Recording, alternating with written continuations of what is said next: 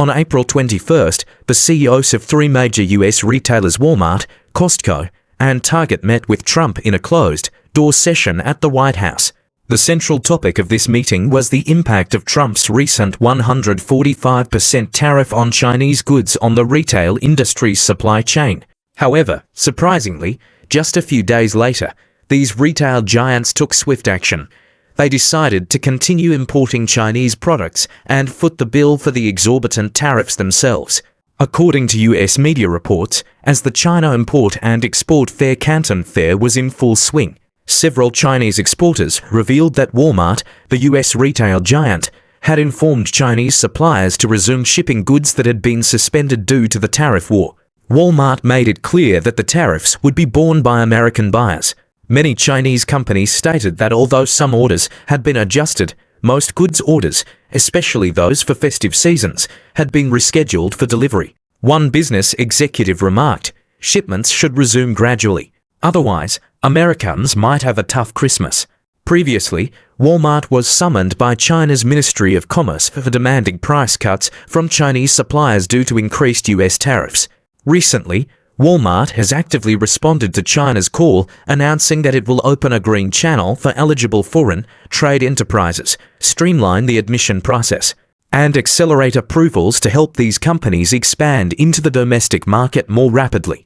In addition, US media reported that since 98% of clothing products in the US rely on imports, after the tariff hike, American consumers' spending on clothing and footwear is expected to increase significantly. Analyzers show that within the next year, clothing prices in the US could soar by 65%, and footwear prices might even rise by a staggering 87%. For American consumers who have long relied on inexpensive imported goods, these price increases are nothing short of a disaster. Basic clothing items such as t-shirts, underwear, and socks are essential daily necessities for ordinary families. As a result, retailers must restock frequently, further accelerating the transfer of tariff costs to consumers. Low-income American families, which have the highest demand for such products, will be hit the hardest. Interestingly, a well-known US showerhead company conducted an experiment. It displayed both Chinese-made and US-made versions of the same product on its online store. More than 20,000 customers viewed the page, but all 584 orders were for the cheaper Chinese product. Evidently, the high cost of US-made products has yet to win over American consumers. Against this backdrop, Trump's Made in America manufacturing plan appears to be an unrealistic fantasy. In US supermarkets, the price of a pair of Chinese-made slippers has increased from $5.99 to $7.49, a 25% hike. At a fast food restaurant, the price of two burger, fries, drink combos has soared to $50, which is unaffordable for cash-strapped moonlight earners. Currently, the buzzword among American housewives is stockpiling. They are doing everything they can to hoard daily necessities like tissues, toothbrushes, and cleaning supplies, and some are even rushing to buy discounted Chinese products such as sports shoes and small home appliances, as they all expect further price increases.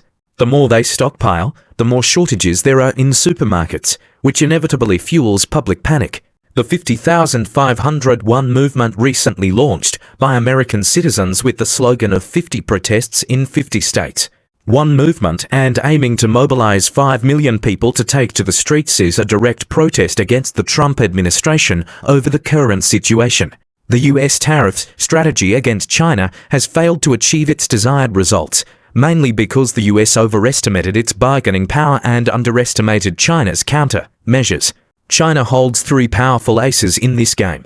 First, as the world's second largest economy, China's vast domestic market provides strong resilience to withstand tariff shocks. Second, China has been continuously increasing investment in future-oriented technologies, enhancing its competitiveness across various fields.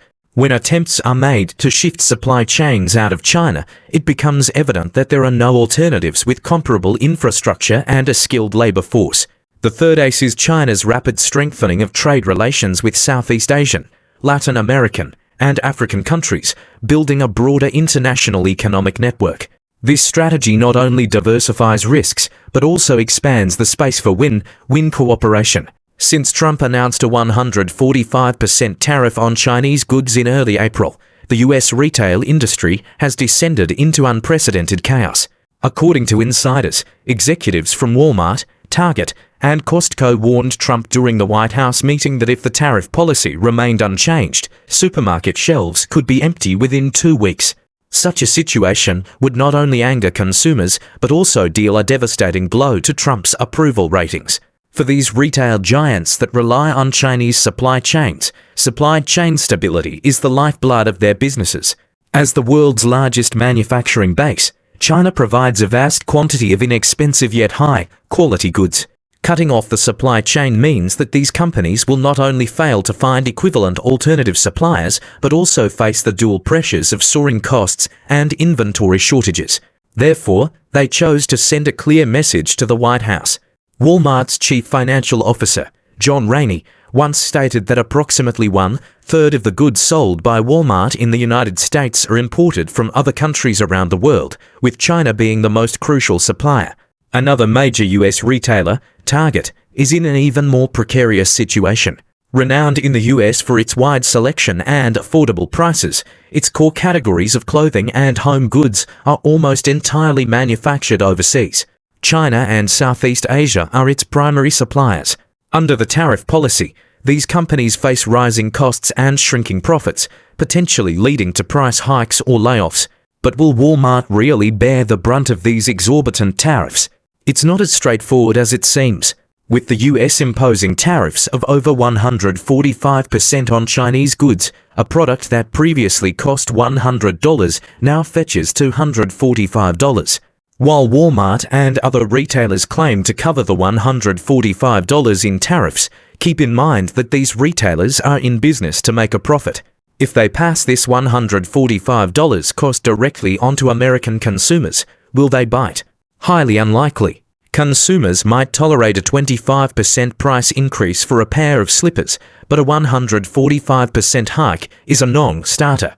Currently, Walmart-style retailers are grappling with shortages, and Trump lacks effective ways to soothe public discontent. This created a perfect opportunity for a tacit agreement between Trump and the retailers. Resuming Chinese imports benefits both parties. It restocks shelves for retailers and eases consumer anger for Trump. After their meeting, Walmart promptly resumed ordering from China and agreed to cover tariffs, a compromise between the two sides. It's highly probable that the Trump administration will shoulder a significant portion of these tariffs, or perhaps retailers have deduced that the administration will slash tariffs on Chinese goods within a month. Evidently, through direct dialogue with Trump, these retail giants have sensed an impending policy shift. The Trump administration's adjustment of the tariff policy, ostensibly aimed at alleviating retailers' concerns, actually reflects dual economic and political pressures. While the high tariff strategy appeased some voters' nationalistic sentiments, it also triggered severe economic repercussions. The spectre of inflation looms large, and consumer frustration over rising prices continues to mount. More critically, Trump faces mounting electoral pressure. If high tariffs cause prices to skyrocket, his approval ratings could plummet. In this context, his decision to soften his stance is both an economic concession and a political maneuver to win over more voters. As he put it after the meeting, "We want to reach an agreement with China so that both sides can start doing big business." The actions of retail giants like Walmart indicate their confidence in the Trump administration reducing tariffs within a month. This optimism isn't unfounded. It stems from retailers' deep understanding of market dynamics and political realities. On one hand, they recognize the damaging impact of high tariffs on the US economy. On the other, they understand that the Trump administration can't afford to lose voters due to soaring prices. Additionally, retailers' willingness to assume tariff costs further validates their confidence. Had they expected long-term high tariffs, they wouldn't have resumed shipments so readily or volunteered to cover such hefty expenses. In essence, these moves send a strong signal to the market. The Trump administration will likely slash tariffs significantly in the near term, perhaps even down to around 20%. Despite Trump's notoriously unpredictable nature and tendency to reverse policies, one thing is clear: he no longer wants to engage in a tariff war with China.